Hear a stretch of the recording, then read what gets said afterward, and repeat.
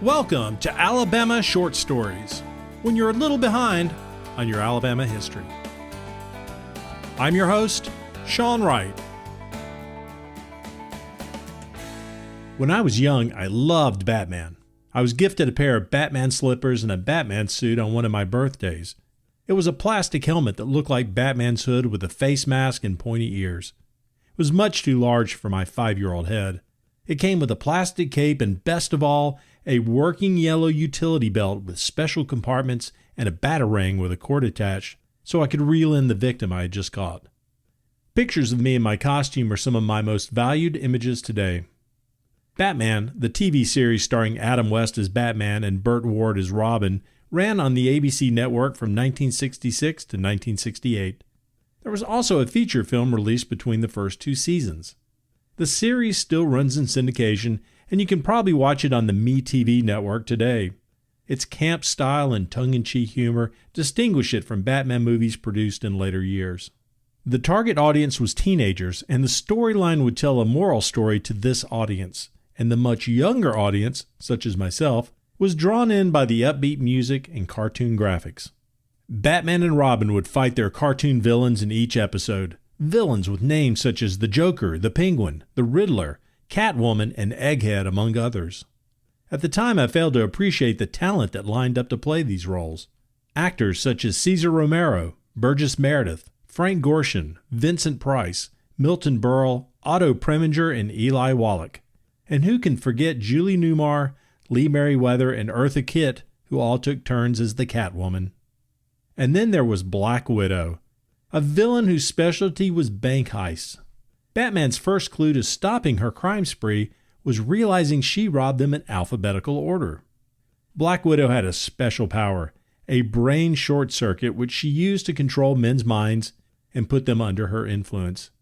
It would take a special woman to take on this role, and producers knew just the woman, a woman from one of Alabama's great families, Tallulah Bankhead. Bankhead was born on January 31, 1902, in the second-floor apartment of the Schiffman Building on Huntsville's East Side Square. The first floor was the law office of her father, William Bankhead, who had been serving as city attorney. He would later become the 42nd Speaker of the U.S. House of Representatives. I should probably take a minute and talk about the extended Bankhead family and their connection to Alabama. Now, if you've lived in the state for any time, you've heard the name Bankhead. The William B. Bankhead National Forest is north of Jasper and west of Coleman. Sections of old U.S. Highway 78 are called the Bankhead Highway. Various schools in the state are named after the Bankheads, and you can cross under the Mobile River via the Bankhead Tunnel. We know about Tallulah Bankhead's father, but her grandfather, John H. Bankhead, was U.S. Representative and Senator. Her uncle, John H. Bankhead II, was also a U.S. Senator, and her cousin, Walter Will Bankhead, was a U.S. Representative.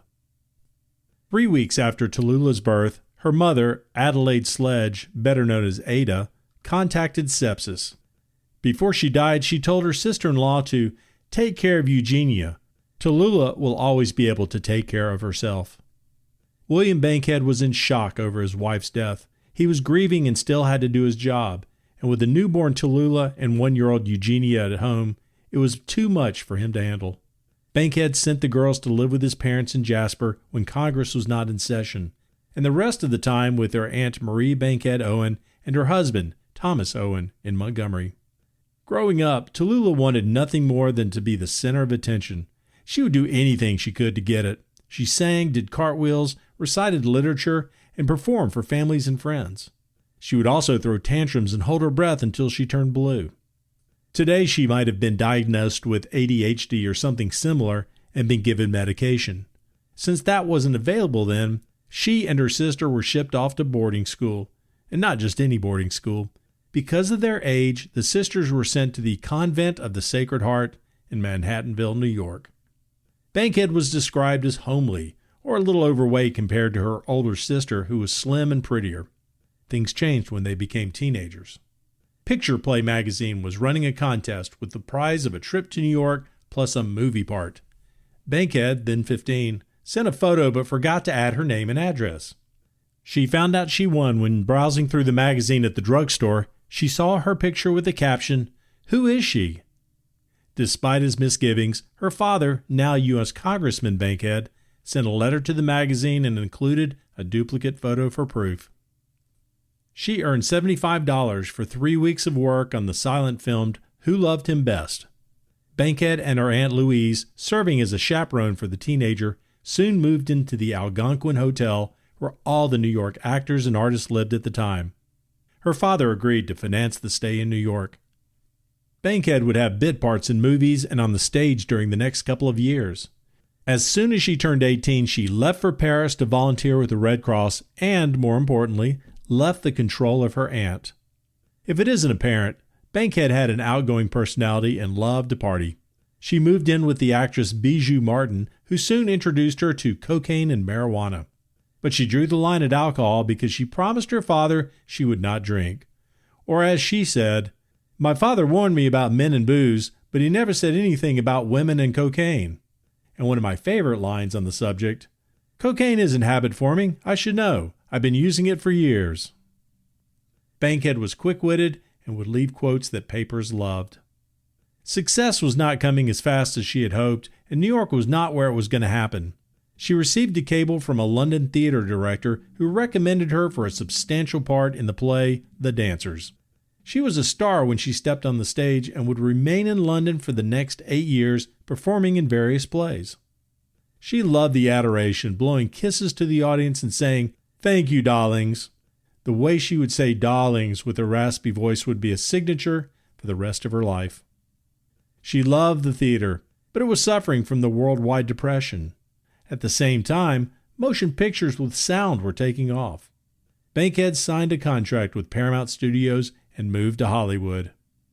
Her first movie was Tarnished Lady in 1931.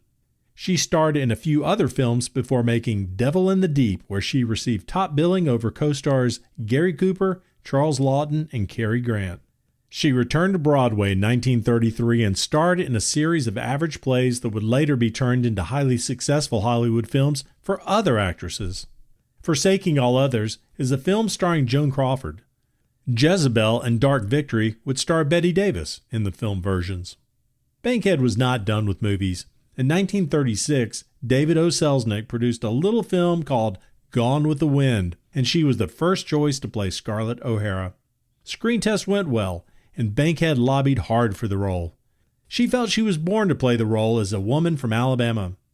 Unfortunately, producers felt that at 36, she was too old to play the part of Scarlett O'Hara, who was only 16 at the beginning of the film.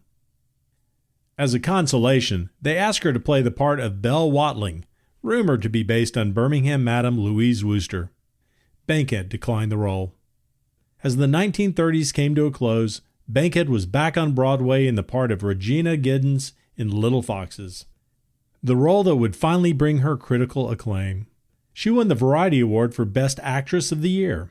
They enjoyed a long run of 408 performances, followed by a year-long road tour. She made good money due to the 10% of the gross demand she had negotiated. In 1944, Alfred Hitchcock cast her as journalist Constance Porter in the film Lifeboat, the story of survivors from a torpedoed merchant ship, including one crew member from the U-boat that sank them. Bankhead would win the New York Film Critics Circle Award for her role. In Tallulah Bankhead style, during her acceptance speech, she said, "Darlings, I was wonderful." She continued to have success through the decades and into the 1950s, when television became a popular medium.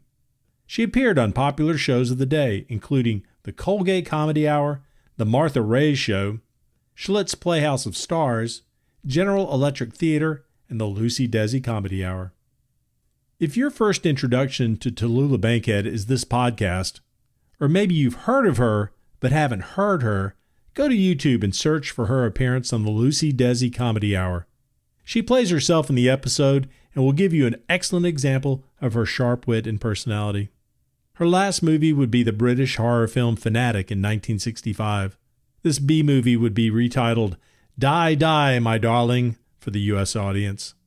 Her last film role was Black Widow in the Batman television series in 1967.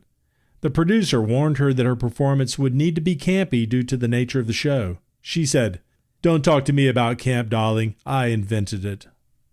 She would appear on the Smothers Brothers show and the Merv Griffin show in the coming months. Her appearance on the May 14, 1968 episode of The Tonight Show would be the last time we would see her. She and co-host Joe Garagiola subbed for Johnny Carson. They had an awkward interview with Paul McCartney and John Lennon. Bankhead died later that year on December 12, 1968 in Manhattan. She was 66 years old.